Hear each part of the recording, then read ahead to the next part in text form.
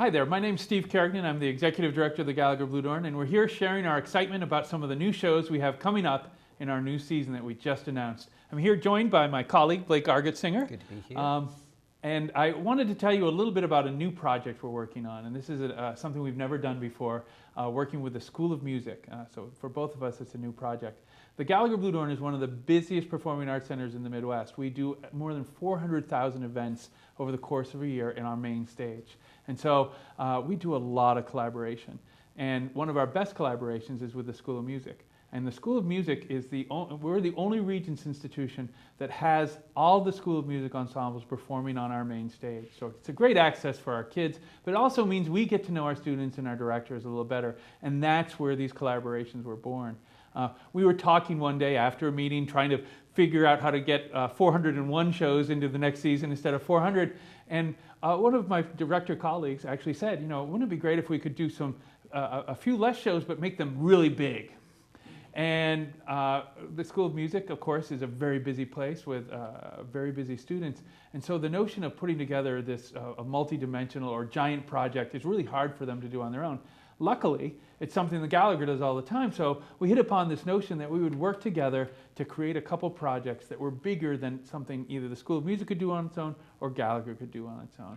And so all three of these projects I'm going to talk about have multiple dimensions. Some of them have multiple genres of music, multiple styles of performance. Almost all of them have huge interactions and collaborations between multiple ensembles. And so they're all very special. I like to think of them as masterworks. These are all concerts that have great music that you'll remember for the rest of your life. These are for the composers that wrote some of the pieces that are performed here. They were their best pieces and done on a large scale. And I think it'll be really exciting. The first one I want to talk about is La Histoire du Soldat, and this is performed, it's got a musical element that's performed by 8 faculty members of the School of Music. Beautiful, beautiful music. It's a Stravinsky piece. He wrote it right after World War II, and it tells a story. And the one fun part about this story is there are 3 actors and a dancer, or 2 dancers, involved in the actual construction of the story. So there's a musical element, there's a spoken word element, and there's a dance element, all combining to tell this compelling story. And it's very difficult to get all these elements to work and be in sync and stuff. And so that's what makes this one of the Masterwork series.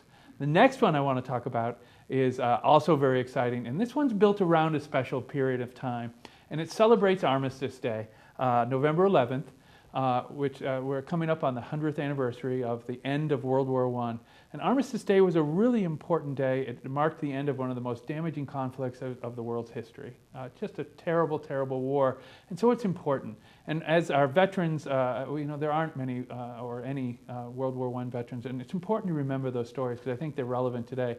And so working with multiple ensembles, vocal and instrumental, we've created a concert of multiple performances built around the poem In Flanders Field, which of course is a great piece of literature. And so there is a spoken word element. There'll be visual elements with videography that's done, and then of course wonderful musical performances with both chorus and instrumental music. So it'll just be an incredibly memorable event and very moving. We've picked our music, we started putting together the videography, and it's a great day of remembrance. It's a great day of remembering folks who gave it all to make us free. The last one is probably my favorite of the 3, and it's certainly the biggest of the 3, and that's Beethoven's Ninth Symphony. So Beethoven's Ninth was the first symphony orchestra. This is the first symphony setting that actually had choral music in it. Most of you will recognize the symphony as the Ode to Joy Symphony because the music and the theme and the rhythm of the melody of this symphony has crossed into many churches and been done many times. And so we're putting together just an enormous production. There'll be probably 100 musicians on stage playing instruments, but there'll also be more than 250 singers, members of 3 different vocal ensembles performing in this show. And so it will be a sound that will match the majesty of the piece. And again, Ode to Joy is one of those pieces that it just grabs you by the heart, and the energy of this piece will just make it something you'll remember for the rest of your life. So I hope you'll think about buying tickets to our Masterworks concert. They'll be on sale shortly at the Gallagher. And can you tell us how they get access to these tickets, Blake? Sure, there's tickets for sale online at gbpac.com, and they'll become available to the public on June 8th, as Steve mentioned. But you can also call into our box office at 273-7469, or stop by any Unitix box office location at the Gallagher Blue Door or at the McLeod Center. So what makes a masterwork exciting to you, Blake? I think it's the spectacle. It's the sum of its parts, the culmination of maybe a lifetime of work, and pulling out all of the stops. So it's vocal, it's the orchestra, it's the dance, it's the live elements.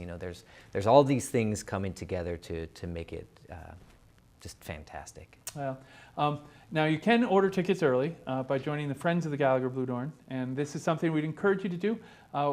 You might not know it, but every time you come to the Gallagher Blue Dorn, your tickets are actually underwritten by the Friends of the Gallagher Blue Dorn. You might save $5, maybe $10 per ticket, and that helps us keep our seasons affordable so that people can come to our shows. The other big thing they do is every year they support our children's programming, and we entertain and educate as many as 40,000 kids a year through that programming. So if you want to have an impact on your community, if you want to be part of something larger than yourselves, and you want to get early access to tickets to make sure you have the show experience you want, you might consider joining the Friends of the Gallagher Blue Dorn and accessing that early ticket ordering.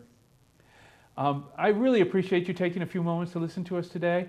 The Gallagher Blue Dorn is really excited about our coming season. I think it might be one of our best ever. And this new project with the School of Music and this new level of collaboration is a big part of that season. So I hope I'll see you at the show.